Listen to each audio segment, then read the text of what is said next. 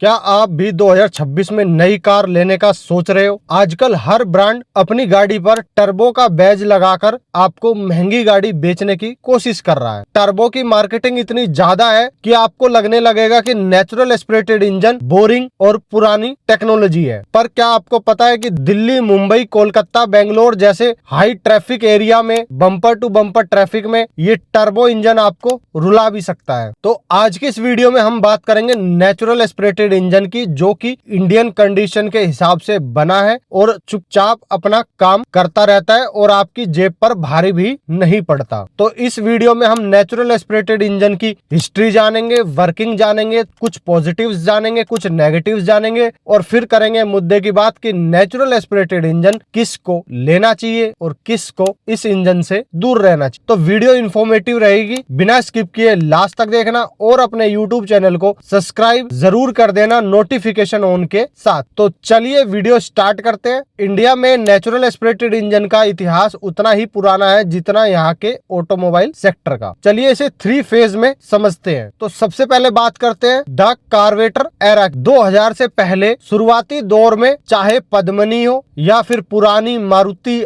800, सभी natural aspirated engine कार्वेटर से चलते थे। कार्वेटर एक मैकेनिकल डिवाइस है जिसमें पेट्रोल और हवा को मिक्स किया जाता है। ये कार्बोरेटर सिंपल जरूर थे और कहीं भी रोड साइड मैकेनिक इनको ठीक भी कर देता था, पर इनकी एक बड़ी कमी थी, ये फ्यूल बहुत वेस्ट करते थे, पोल्यूशन भी ज्यादा करते थे और सर्दियों में गाड़ी को स्टार्ट करने में हमेशा दिक्कत आती थी। आपने कभी नोटिस किया हो, मारुति 800 में तो एक चौक का सिस्टम होता था जिसको खींचने पे सर्दियों के अंदर कोल्ड स्टार्ट करते थे, तब उस चौक को खींचते थे तब जाके कहीं गाड़ी स्टार्ट होती थी। फिर आता है MPFI रेवोल्यूशन। कार्बोरेटर की इन्हीं सभी कमियों की वजह से और बढ़ते हुए पोल्यूशन की वजह से इंडिया में आया MPFI रिवोल्यूशन, मतलब मल्टी पॉइंट फ्यूल इंजेक्शन। इसमें सब कुछ बदल गया। अब इंजन में आपको मिलने लगे सेंसर और एक ECU लगा दिया गया जो कि एग्जैक्ट अमाउंट में फ्यूल हर सिलेंडर में भेजता था। इससे माइलेज भी बढ़ी और कोल्ड स्टार्ट की प्रॉब्लम भी खत्म हुई और साथ में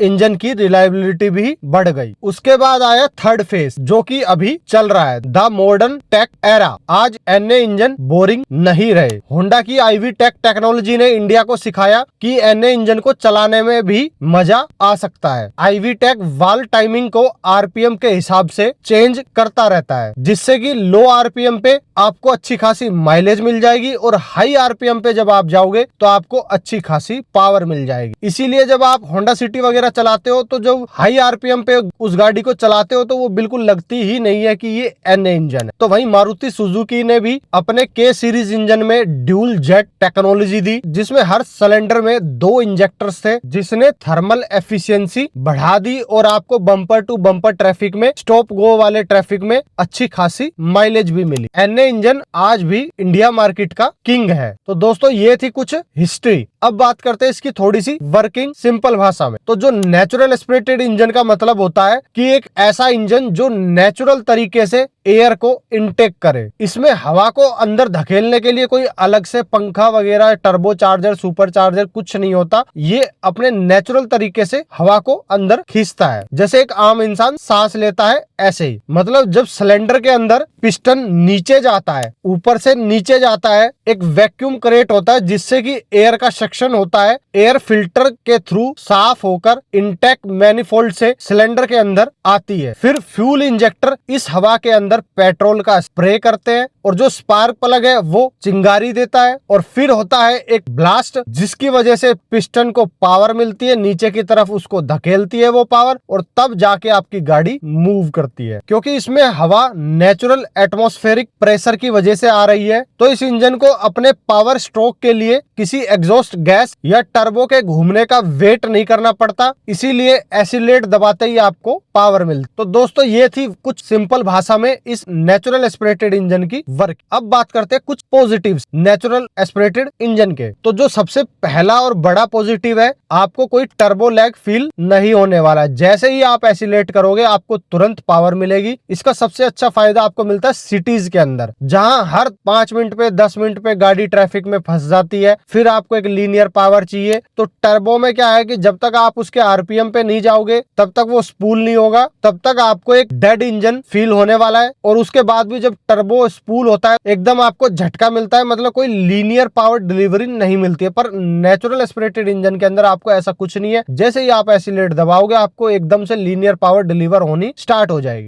नेक्स्ट पॉजिटिव है इसका cheaper maintenance and reliability. Turbo engine के अंदर आपको बहुत सारे एक्स्ट्रा पार्ट्स होते हैं, जैसे इंटरकूलर और कॉम्प्लेक्स प्लम्बिंग। एनए इंजन में ये सब नहीं होता है, तो जो चीज है ही नहीं वो खराब कैसे होगी। इसलिए एनए इंजन ज्यादा रिलायबल होते हैं, ज्यादा सालों तक चलते हैं, इसलिए इनका मेंटेनेंस कॉस्ट भी कम होता है। टर्बो इंजन के मुकाबले आपको सर्विस कॉस्ट आपकी कम आने वाली है। नेक्स्ट पॉजिटिव है, इंडिया में जब टेम्परेचर 45 डिग्री तक चला जाता है, भयंकर गर्मी पड़ती है, उस टाइम भाई टर्बो जो होते हैं उनका हीट होने का इश्यू रहता है, क्योंकि टर्बो भाई एग्जॉस्ट गैस से चलता है। पर जो एनए इंजन होते हैं वो ठंडे रहते हैं, वो इंडियन टेम्परेचर की हीट को आराम से हैंडल कर लेते हैं। नेक्स्ट है भाई माइलेज। अगर आप एनए इंजन को बड़े प्यार से चलाते हो, एक 70 80 90 की स्पीड पे चलाते हो, मतलब एक अच्छी खासी आराम से अगर उसको गाड़ी को आप चलाते हो एनए इंजन वाली को, तो ये आपको एकदम बेस्ट माइलेज निकाल के देता है टर्बो इंजन के मुकाबले। तो दोस्तों ये थे कुछ पॉजिटिव्स। अब बात करते हैं नेचुरल एस्पिरेटेड इंजन के नेगेटिव्स, क्योंकि हर चीज परफेक्ट नहीं होती। तो जो सबसे पहला और मेजर ड्रॉबैक है वो है power drop at high altitude. तो भाई जो नेचुरल एस्पिरेटेड इंजन होता है वो पूरी तरीके से एटमॉस्फेरिक प्रेशर पे डिपेंड करता है, क्योंकि वो नेचुरल एयर लेता है। पर जब आप इस इंजन को ले जाते हो हाई एल्टीट्यूड पे, जैसे लद्दाख स्पीति जैसे एरियो में, जहां ऑक्सीजन और एटमॉस्फेरिक प्रेशर दोनों ही कम हो जाते हैं, तो यहाँ पर भाई एनए इंजन अच्छे से सांस नहीं ले पाता है, ब्रीथलेस फील करता है। और इंजन ही क्या, आदमी का भी सांस अच्छे से नहीं ले पाता अगर वो नया नया उधर जाता है। तो भाई हर 1000 फीट की ऊंचाई पर ये अपनी 3% पावर को ड्रॉप कर देता है, और यहाँ पे ये इंजन बड़ी आपको दिक्कत देते हैं। पर जो टर्बो इंजन है वो आपको अच्छी खासी पावर देते रहेंगे, क्योंकि वो एयर को खींचते हैं। नेक्स्ट नेगेटिव है भाई, एक नेचुरल एस्पिरेटेड इंजन से अगर आपको अच्छी खासी पावर निकालनी है तो आपको उसको हाई आरपीएम्स पे लेके जाना पड़ेगा, तब वो अपनी फुल पावर डिलीवर कर पाएगा। तो जब अगर आप 100 की स्पीड पे हाईवे पर ओवरटेक करते हो तो आपको जरूरी हो जाता है गियर डाउन करना, क्योंकि इसमें जो टर्बो में मिलता है मिड रेंज पे अच्छा खासा पंच, वो आपको नहीं मिल पाता है, आपको गाड़ी हाई आरपीएम पे लेके जानी पड़ती। नेक्स्ट नेगेटिव है, अगर आपको भाई एनए इंजन से ज्यादा पावर चाहिए तो भाई आपको इंजन का साइज भी बढ़ाना पड़ेगा, जिससे कि इंजन का वेट भी बढ़ेगा और माइलेज भी ड्रॉप होगी। तो जो छोटे इंजन होते हैं वो आपको ज्यादा पावर निकाल के नहीं दे पाते। तो दोस्तों ये थे कुछ नेगेटिव। अब बात करते हैं मुद्दे की, एनए इंजन किसको लेना चाहिए। तो जो सबसे पहला और मेजर रीजन है, जिन लोगों की 80% तक की ड्राइविंग सिटी के अंदर होती है, उनके लिए भाई बम्पर टू बम्पर ट्रैफिक के अंदर एनए इंजन सबसे बेस्ट इंजन रहता है, क्योंकि इसमें ना तो आपको टर्बो लैग फील होगा, ना ही माइलेज की ज्यादा ड्रॉपेज आएगी, और आपको एक लीनियर पावर मिलती रहेगी। नेक्स्ट है भाई लो बजट में और साथ में लो मेंटेनेंस वाला इंजन चाहिए। तो भाई जो एनए इंजन होते हैं वो टर्बो इंजन के मुकाबले सस्ते पड़ते हैं, आप चाहे किसी भी गाड़ी में लो। जो टर्बो इंजन है वो थोड़े महंगे हैं, सेम गाड़ी में ही अगर आप उसको नेचुरल एस्पिरेटेड इंजन के साथ लेते हो तो वो थोड़े सस्ते हैं। साथ में भाई जो टर्बो इंजन है उनका थोड़ा मेंटेनेंस कॉस्ट ज्यादा होता है, नेचुरल एस्पिरेटेड इंजन का कम होता है। तो जिनको भाई लो मेंटेनेंस और लो बजट के अंदर कार चाहिए उनके लिए नेचुरल एस्पिरेटेड इंजन बेस्ट होता है। नेक्स्ट है भाई जो लोग गाड़ी बिल्कुल प्यार से चलाते हैं, 70 80 90 तक की स्पीड पे चलाते हैं, जिनको ज्यादा एग्रेसिव ड्राइविंग नहीं करनी होती, ज्यादा ओवरटेक्स वगैरह नहीं करते हैं, नॉर्मल रिलैक्स ड्राइविंग जो लोग करते हैं, उनके लिए नेचुरल एस्पिरेटेड इंजन बेस्ट हो। तो दोस्तों ये थे कुछ पॉइंट्स जिनको एनए इंजन लेना चाहिए। अब बात करते हैं किन को एनए इंजन से दूर रहना चाहिए। तो सबसे पहला है भाई जो हाईवे इंथुजियास्ट होते हैं, जो भाई सब ज्यादातर गाड़ी को हाईवेज पे चलाते हैं, लॉन्ग ट्रिप्स करते हैं, उनको ओवरटेक पसंद है, एकदम से पावर चाहिए, तो भाई वो एनए इंजन पे आपको अंडर पावर फील होगी, तो आप टर्बो पे शिफ्ट हो सकते हो। नेक्स्ट है भाई जो लोग पहाड़ों पे रहते हैं, जैसे हिमालयाज पे,